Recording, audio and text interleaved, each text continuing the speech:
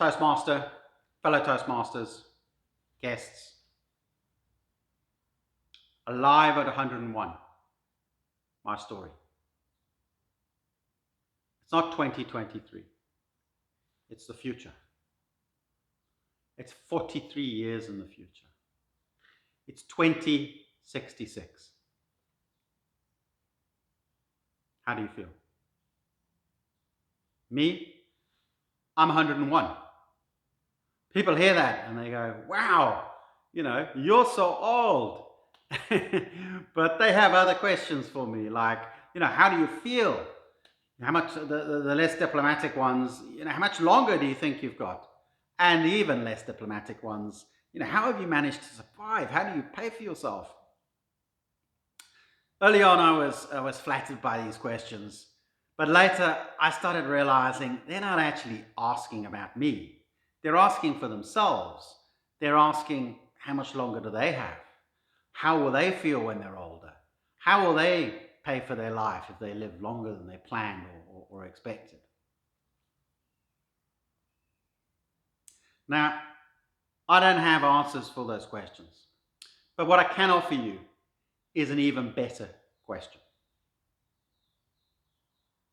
When I was young, like many people, I chased money. I thought financial freedom, that's the thing, that's the ticket. I worked hard, I chased the next promotion, I hoped for the next pay increase, and I just pursued money at every opportunity that I could find.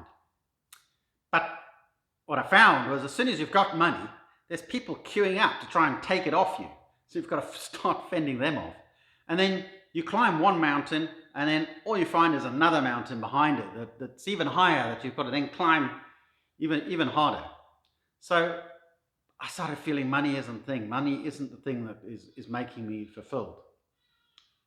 Then later in life, I thought the love of undying love of a beautiful woman, that would make me feel warm inside. And I got that love.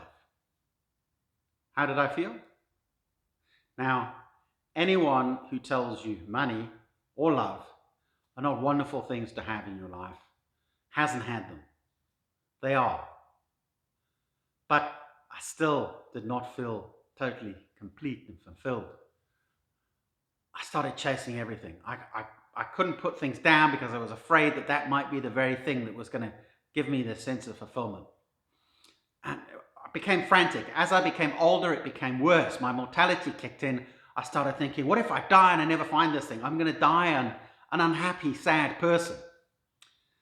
Now, at the time when I was going through all this turmoil, I was working on a project with a big company, and I met a guy called Andre. And Andre was a little bit older than me, but a hell of a lot wiser, which is kind of why he's in this story. Andre smoked. Now, I don't smoke. I've never smoked. I've tried. I just don't seem to have that smoking gene in me. I don't think I should feel inadequate about it, but it's just there. It's one of the things about me. And but I found myself spending a lot of time out on the smoker's balcony, chatting to Andre and having the sort of conversations that only smokers seem to be able to have, those casual but deep philosophical conversations. And one day, the dam all burst, and I just broke open my heart and told Andre all the stuff that was going on inside me, all these fears I had about not finding something that was going to fulfill me, and the drama of that. And Andre looked at me, took a long drag on his cigarette, let out a big, billowing puff of smoke, and he said, Stuart, what would happen if you stopped worrying about this? I looked at him, shrugged my shoulders. I didn't know what to say. And then he said, Stuart, is worrying helping? And I said, no, of course not. It's not helping. Then Andre took another long drag on his cigarette, another big puff of billowing smoke, and through the smoke he said to me, Stuart, what are the 2 most important days in your life? I looked at him blankly. I felt a bit of a fool. I didn't have a good answer for him. He looked back at me. He said, today and tomorrow. And with that, he seemed to get a bit impatient and start stubbing out a cigarette. And he said to me, today is almost gone. So you better start thinking about tomorrow. And with that, he turned and went off to do whatever he was going to do that day. I felt a bolt of fear go through me.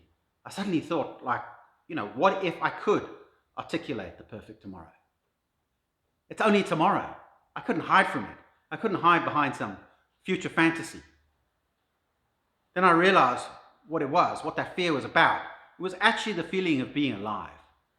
Because I could make this plan. I could make a plan for tomorrow.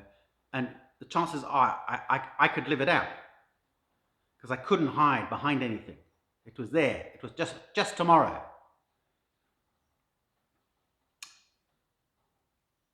And then, as I thought about it, I thought, this is starting to sound a bit like a Chinese proverb. The question is the answer. Now you've got a pen and paper in front of you.